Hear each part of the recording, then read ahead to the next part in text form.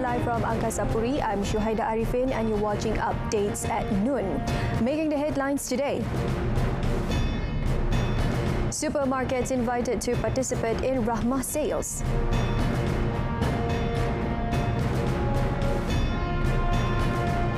No additional SOP for travellers from China entering Sabah.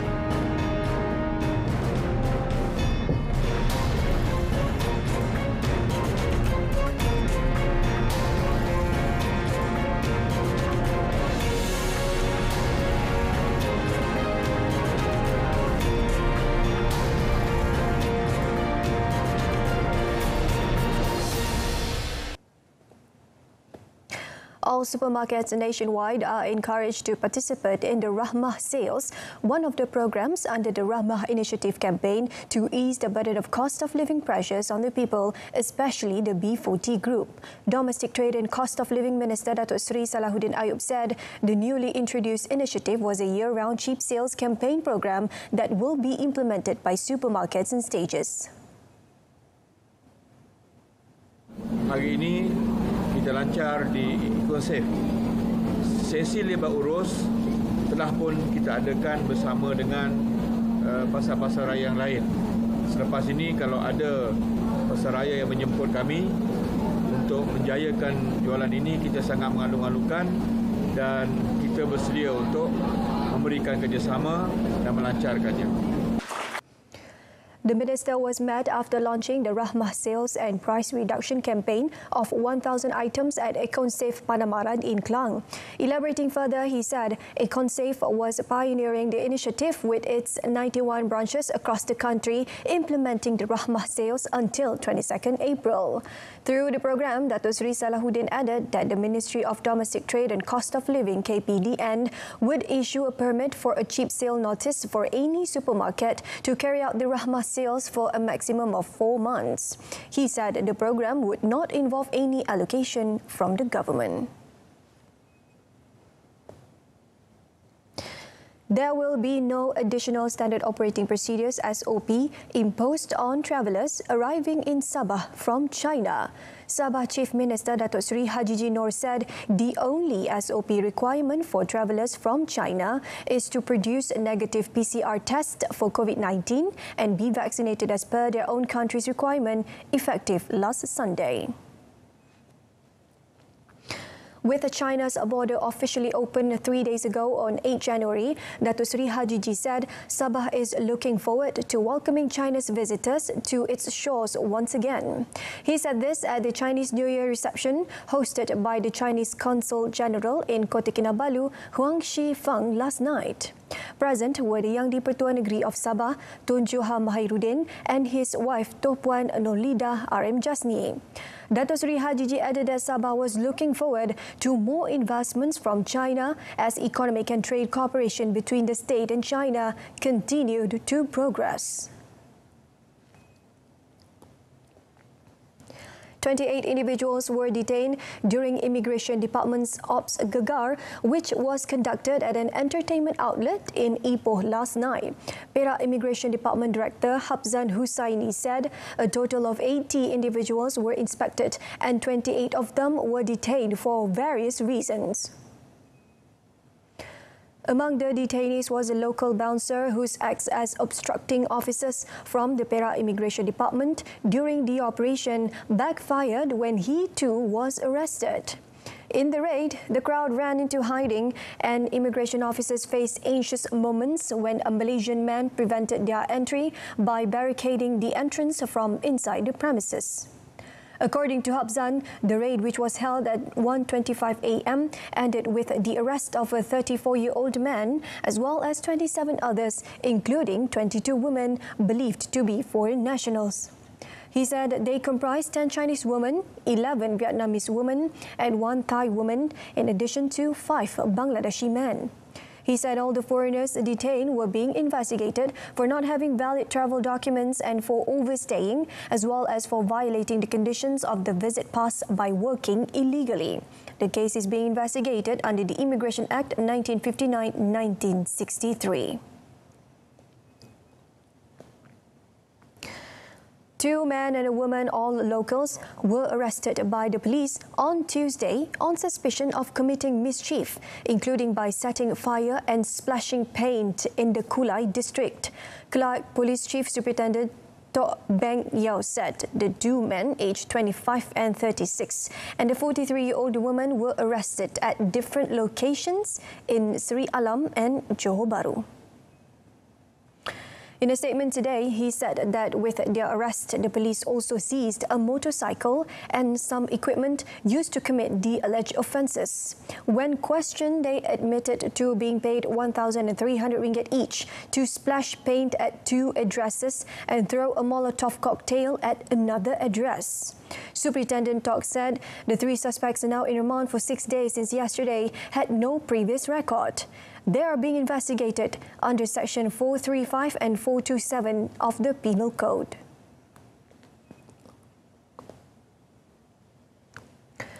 Eighty-four residents of Kampung Sahum in Kampar, Perak were evacuated to Sekolah Kebangsaan Sahum after their houses were affected by a flash flood that hit the village last night. This follows heavy rain that was pouring non-stop since yesterday evening, causing the nearby Rias River to overflow. According to Perak Fire and Rescue Department spokesman, a distress call was received about the flash flood incident at about 6:24 p.m. Upon arriving at the village, rescuers found that 10 houses were flooded. He added that residents of the affected houses was seeking shelter across the river that was connected by 3 bridges. During the incident, water level of the river has risen to 7 meter high. The evacuation process was conducted by rescuers from Kampar and Gopeng Fire Station. A total of 802 households who were affected when floods struck Pahang recently are due to receive 1,000 ringgit in compassionate aid. Menteri Besar Datuk Seri Wan Rosli Wan Ismail said the aid will be handed over to the recipients by 16th February. He said the assistance was from early allocations totaling 1 million ringgit and channeled by the National Disaster Management Agency (NADMA) to the Pahang State Secretary's office. He added the state government, during the Executive Council meeting yesterday, agreed to channel the aid to the affected victims. The Menteri Besar also expressed hope that recipients will use it to purchase essential items to reduce their burden, and he prayed for the people to be protected from calamities and disasters. 7 districts in Pahang, namely Lipis, Jerantut, Raub, Temerloh, Bera, Kuantan and Pekan, were hit by monsoon floods last month.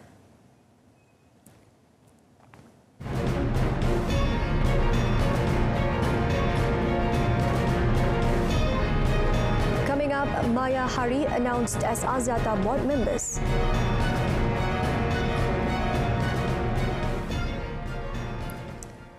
Lembaga Tabung Haji TH was named the recipient of the Saudi Arabian Labi Tom Award for the Best Awareness Program in the Islamic world at the ongoing Hajj and Umrah Services Conference and Exhibition 2023 in Jeddah.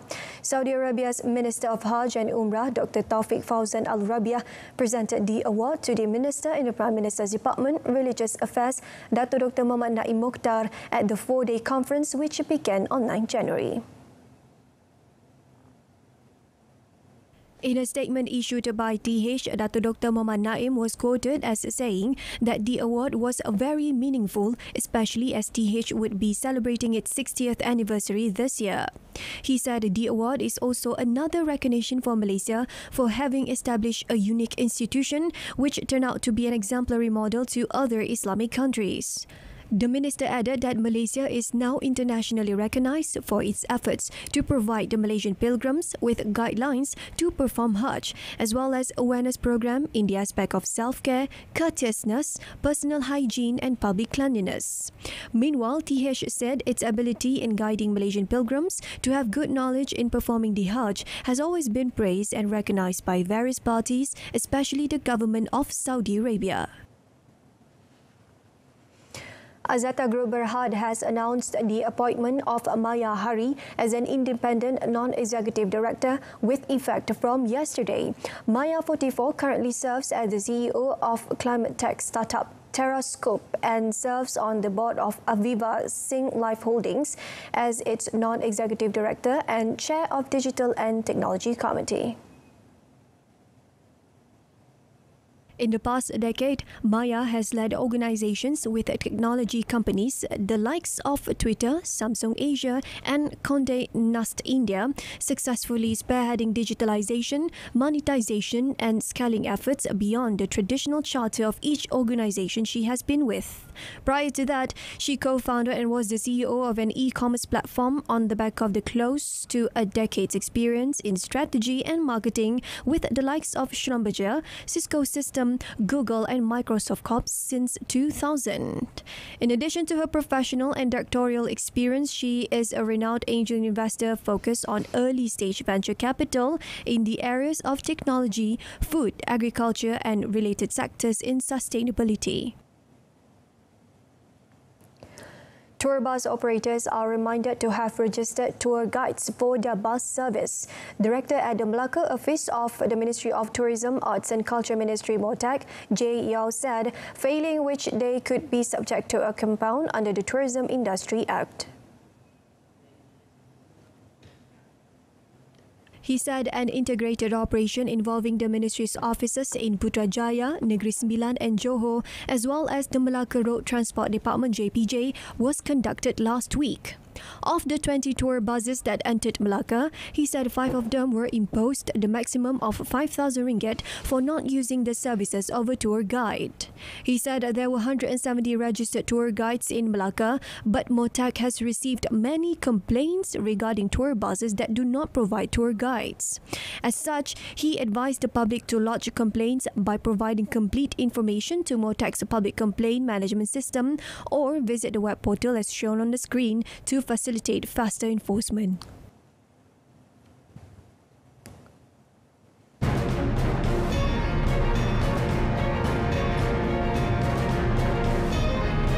Technical glitch saw chaos across US air travel system. That and more coming up right after this.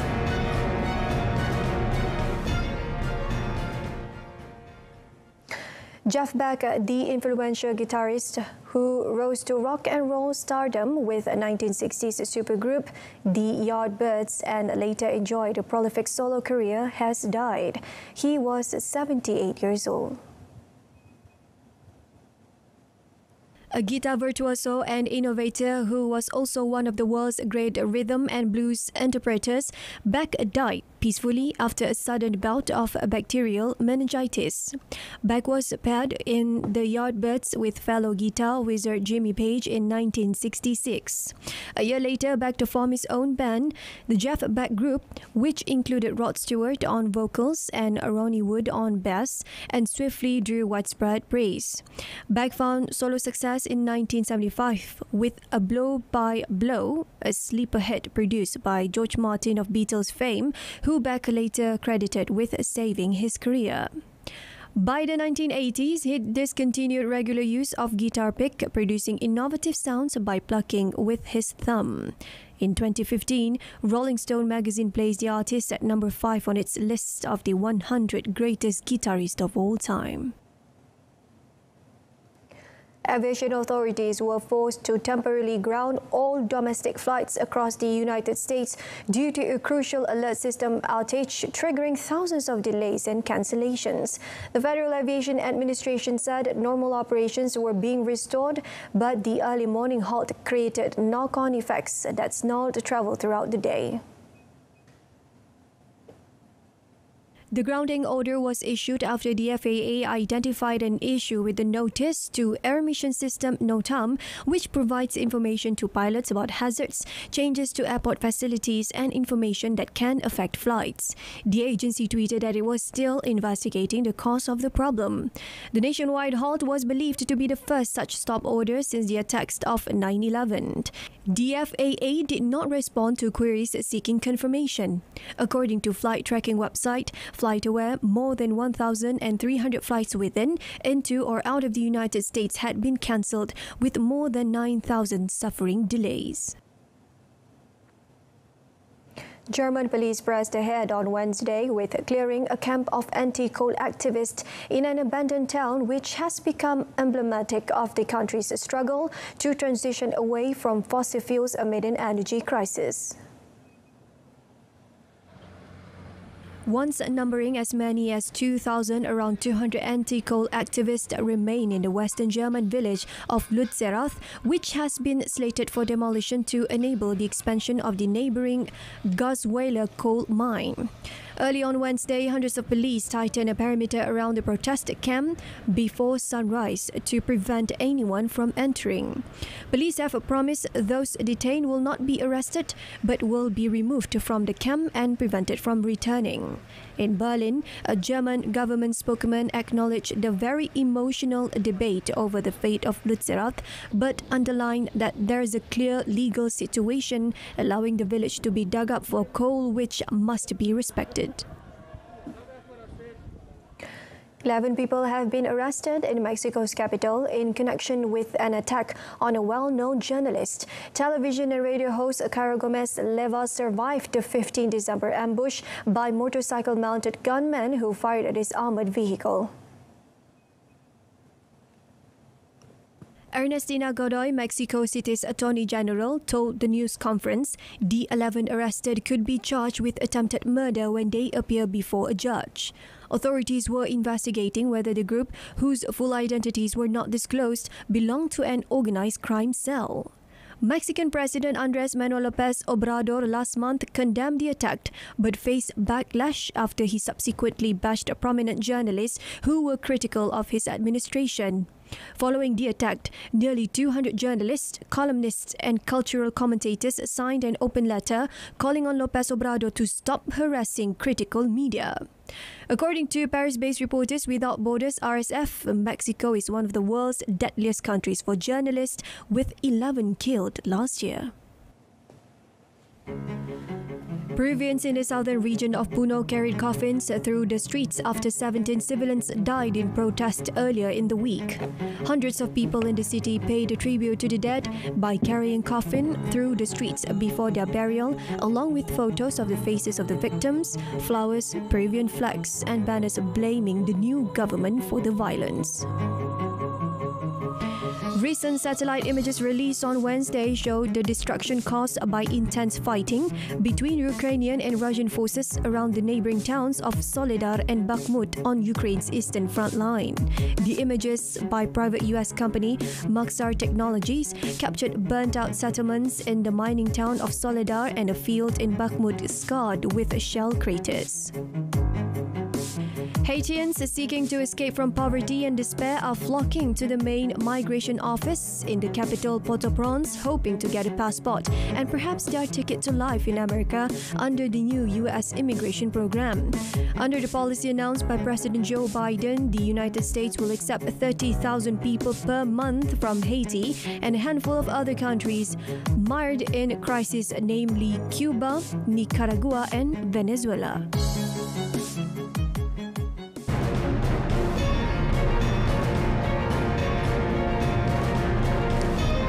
Still to come in sports, Kodai shocks SAHIH in Malaysian Open first round. Stay with us.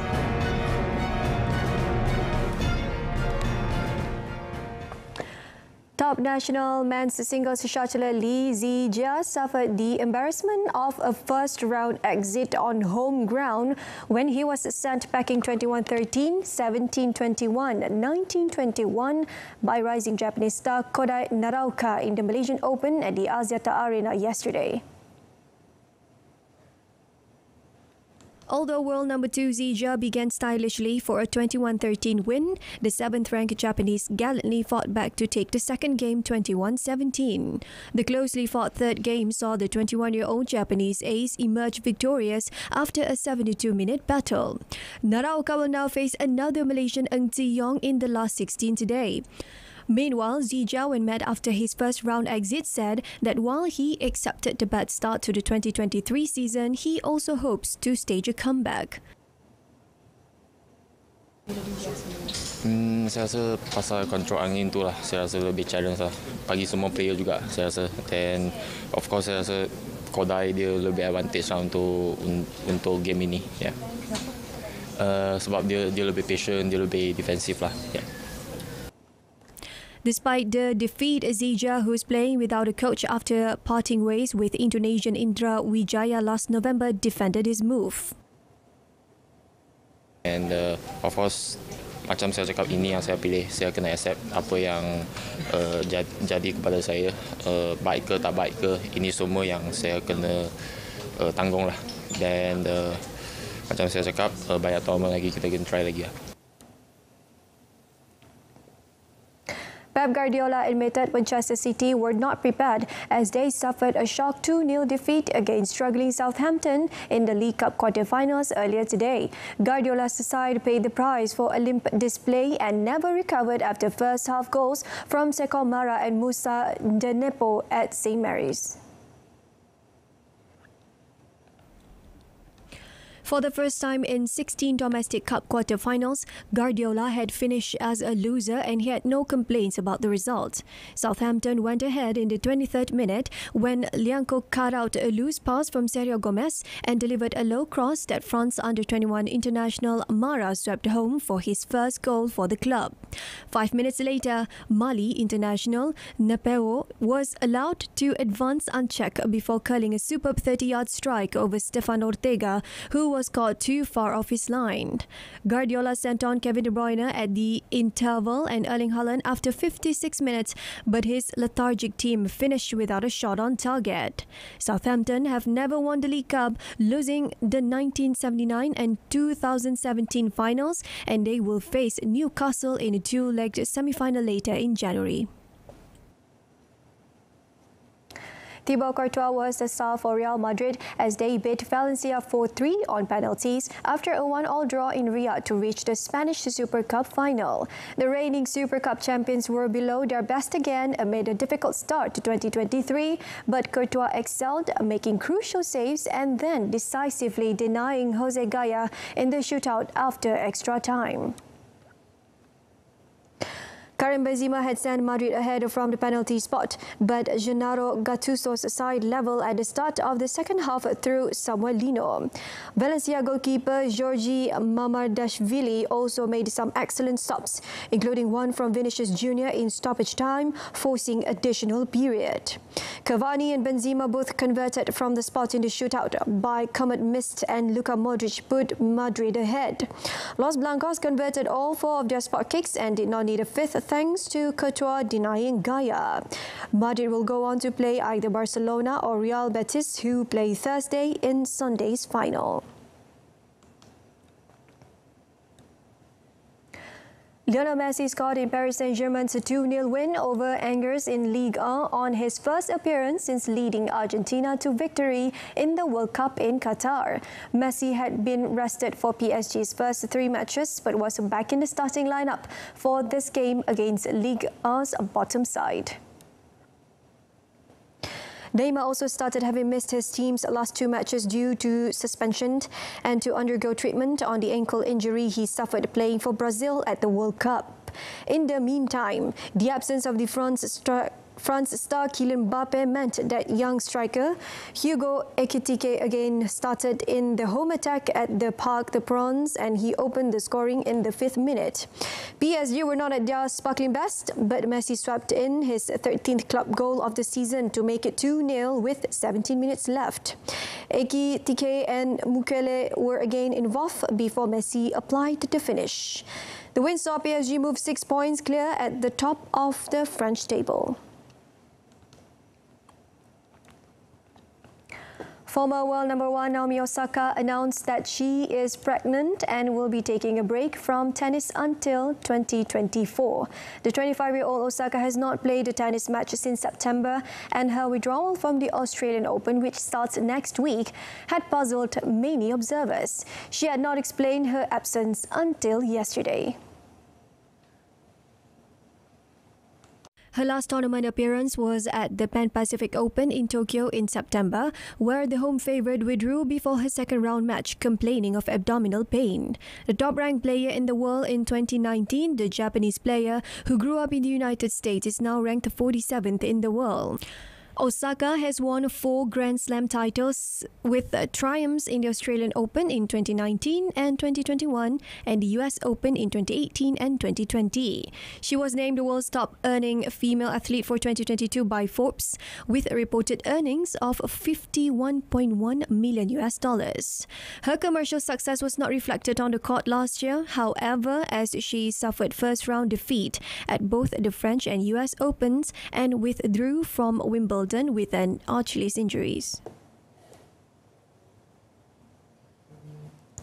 Alright, so that ends updates at noon. Wrapping up with a reminder of our top story: supermarket invited to participate in Rahmah sales. Tune into news at 10 coming up at 10 p.m. on My Freeview saluran Berita RTM. We leave you with the clips from the trailer of Indian action-packed film RRR Blockbuster, which won the best category of Best Song at the Golden Globes. Till then, I'm Shuhaida Arifin. Stay